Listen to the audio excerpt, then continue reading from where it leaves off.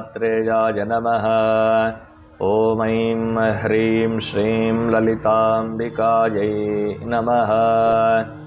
ಎಲ್ಲ ಧರ್ಮಬಂಧುಗಳಿಗೂ ಕೂಡ ಸದ್ಗುರು ದತ್ತಾತ್ರೇಯರ ವನದುರ್ಗಾ ಮಾತೆಯ ದಿವ್ಯ ಕೃಪಾಶೀರ್ವಾದವನ್ನು ಪ್ರಾರ್ಥನೆ ಮಾಡ್ತಾ ಈ ದಿನದ ದತ್ತಧಾರೆ ಕಾರ್ಯಕ್ರಮಕ್ಕೆ ಸ್ವಾಗತ ಮಾಡ್ತಾ ಇದ್ದೀನಿ. ಇವತ್ತಿನ ದಿನ ಭಾನುವಾರ, ಅದರಲ್ಲಿ ಬಹಳ ವಿಶೇಷವಾಗಿ ಧನುರ್ಮಾಸದ ಭಾನುವಾರ. ಸೂರ್ಯನಾರಾಯಣ ಗುರುವಿನ ರಾಶಿಯಾಗಿರ್ತಕ್ಕಂತಹ ಧನುರ್ರಾಶಿಯಲ್ಲಿ ತನ್ನ ಸಂಚಾರವನ್ನು ಮಾಡ್ತಾ ಇದ್ದಾನೆ. ಮೇರು ಪರ್ವತದ ಮಧ್ಯಭಾಗ ಅಂತ ಹೇಳ್ತಾರೆ. ಉತ್ತರಾಯಣ, ದಕ್ಷಿಣಾಯಣ, ಇದು ದಕ್ಷಿಣಾಯಣದ ಅಂತ್ಯಕಾಲ ಅಂತ ಹೇಳ್ತಾರೆ. ಹಾಗೆ ಪರಮಾತ್ಮನಿಗೆ ರಾತ್ರಿ ಕಳೆದು ಹಗಲು ಬರುವಂತಹ ಸಮಯ ಅಂತ ಕೂಡ ಹೇಳ್ತಾರೆ.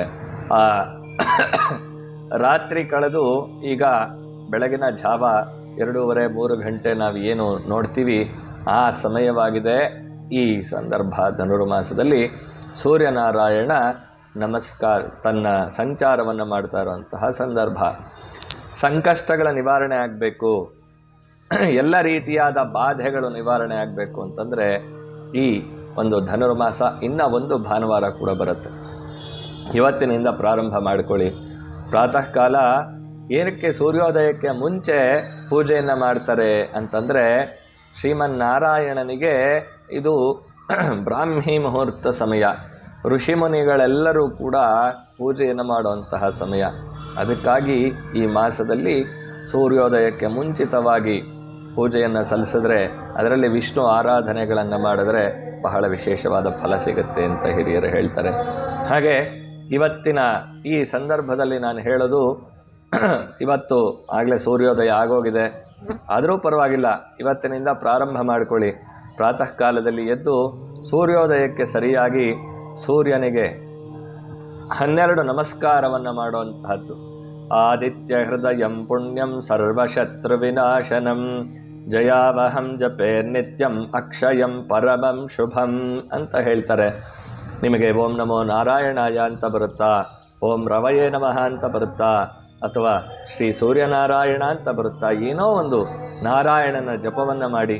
ಸಾಧ್ಯ ಆದರೆ ವಿಷ್ಣು ಸಹಸ್ರನಾಮವನ್ನು ಹೇಳಿಕೊಂಡ್ರು ತೊಂದರೆ ಇಲ್ಲ. ವಿಷ್ಣು ಸಹಸ್ರನಾಮ ಕೇಳಿದ್ರೂ ಕೂಡ ಬಹಳ ಒಳ್ಳೆಯ ಯೋಗ.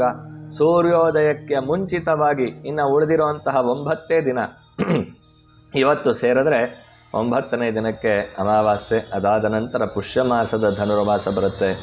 ಮಾರ್ಗಶಿರ ಮಾಸದಲ್ಲಿ ಸೂರ್ಯೋದಯಕ್ಕೆ ಮುಂಚಿತವಾಗಿ ವಿಷ್ಣುನಾಮ ಸ್ಮರಣೆಯನ್ನು ಮಾಡೋದ್ರಿಂದ ಸರ್ವಶತ್ರು ವಿನಾಶನಂ.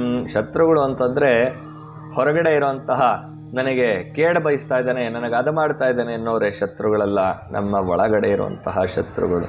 ಆ ಶತ್ರು ನಾಶವನ್ನು ಮಾಡಿಕೊಳ್ಳೋದಕ್ಕೆ ನಮಗೆ ಸೂರ್ಯನಾರಾಯಣ ಬಹಳ ಅನುಕೂಲವನ್ನು ಮಾಡಿಕೊಡ್ತಾನೆ. ನಾನು ಹೇಳ್ತಾ ಇರ್ತೀನಿ, ಸೂರ್ಯೋದಯಕ್ಕೆ ಮುಂಚಿತವಾಗಿ ಎದ್ದು ಮನೆ ಬಾಗಿಲನ್ನು ಸಾರಿಸಿ ದೀಪವನ್ನು ಹಚ್ಚಿ ಅಂತ. ಆ ಪ್ರಕಾರ ಮಾಡ್ತಾ ಬನ್ನಿ. ಸೂರ್ಯೋದಯ ಕಾಲದಲ್ಲಿ ಎದ್ದು ನಮಸ್ಕಾರವನ್ನು ಮಾಡಿ. ಈ 9 ದಿನಗಳು ನೀವು ನಿಮ್ಮ ಜೀವನದಲ್ಲಿ ಅತ್ಯಂತ ಅದೃಷ್ಟವನ್ನು ನೋಡೋದ್ರಲ್ಲಿ ಸಂದೇಹವೇ ಇಲ್ಲ ಅಂತ ಹೇಳಿ ತಿಳಿಸ್ತಾ ಇವತ್ತಿನ ಕಾರ್ಯಕ್ರಮಕ್ಕೆ ಮಂಗಳ ಹಾಡ್ತಾ ಇದ್ದೀನಿ. ಓಂ ಶಾಂತಿ ಶಾಂತಿ ಶಾಂತಿ. ಸದ್ಗುರು ದಿವ್ಯ ಚರಣಾರವಿಂದಾರ್ಪಣಮಸ್ತು.